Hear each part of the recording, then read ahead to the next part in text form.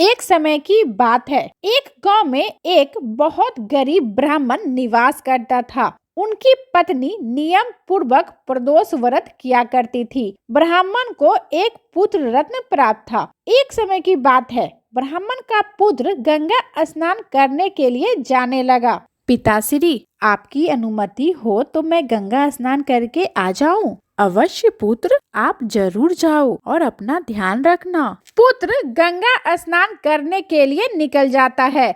दुर्भाग्यवश रास्ते में चोरों ने उसे घेर लिया। हम तुम्हें मारेंगे नहीं, तुम अपने पिता के गुप्त धन के बारे में हमें बता दो, हम तुम्हें छोड़ देंगे। चोर भाइयों, हम अत्यंत दुखी और गरीब हैं, हमारे पास कोई धन नहीं है। अच्छा, तो तेरी इस पोतली में क्या बंधा है? मेरी माँ ने मेरे लिए रोटियां दी है, वही रोटियां इस पोटली में बंधा हुआ है। अरे भाई लोग, ये तो बहुत गरीब ब्राह्मण है। चलो हम किसी और को लूटेंगे। ब्राह्मण पुत्र, आप प्रस्थान कर सकते हैं। ब्राह्मण पुत्र वहां से चला गया और चलते हुए एक नगर में पहुंचा। नगर के पास एक बरगद का बहुत बड़ा पेड़ था। ब्राह्मण पुत्र उसी बरगद के वृक्ष के नीचे विश्राम करने लगता है।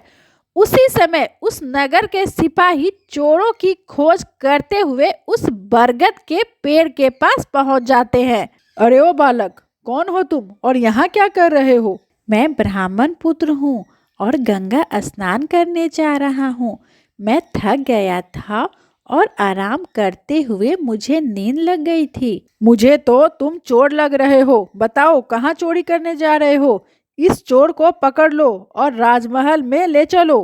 अरे भाई लोग, मैंने चोरी नहीं की है, मुझे छोड़ दो, मुझे जाने दो। सिपाही उस बालक को बंदी बनाकर राजा के पास ले जाते हैं। तब राजा बोलता है, बालक, तुमने चोरी कहाँ की और चोरी का सामान कहाँ है?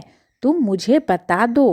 राजन, मैंने कोई चोरी नहीं की है, मैं गंगा स्नान करने जा रहा था और आराम करते हुए मुझे नींद लग गई। मैं सच बोल रहा हूँ, मैंने कोई चोरी नहीं की है। ये बहुत जिद्दी चोर लगता है। सिपाही, इसे कारागार में डाल दो।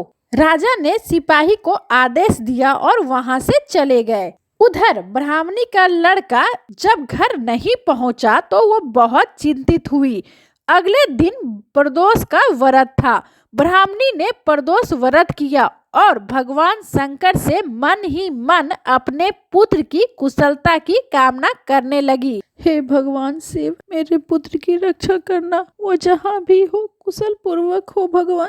उधर भगवान शिव ये सब देख रहे थे और ब्राह्मणी की इस पूजा भक्ति को देखते हुए वो मन ही मन सोचते हैं कि ये ब्राह्मणी कितनी श्रद्धा पूर्वक मेरी ध्यान कर रही है। मुझे उसके पुत्र के लिए कुछ करना ही होगा। उसी रात भगवान शिव राजन के सपने में आते हैं और बोलते हैं, हे राजन, उठो।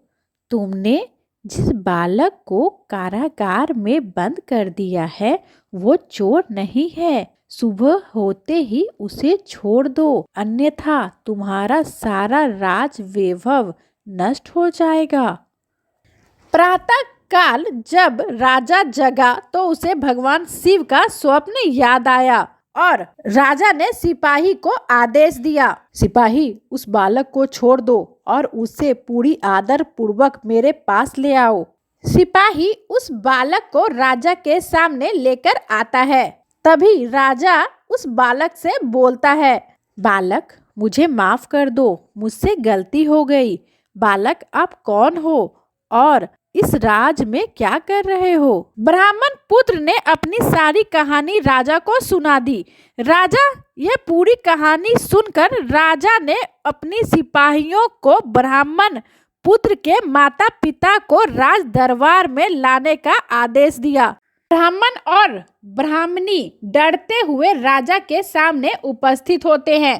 तब राजा उनसे बोलता है, आप भयभीत ना हो, आपका बालक निर्दोष है।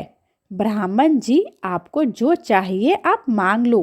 राजन, हमें कुछ नहीं चाहिए, हम लोग खुश हैं। ब्राह्मण जी, मैं आपको 5 गांव दान में देता हूँ, आप वहाँ जाएं और सुख पूर्वक रहें। अब से आप सुखी पूर्वक अपना जीवन यापन करेंगे। राजन, आप बहुत दयालु हैं, आपका हमेशा कल्याण हो। उसके बाद ब्राह्मण अपने पत्नी और पुत्र के साथ वहां से चले जाते हैं।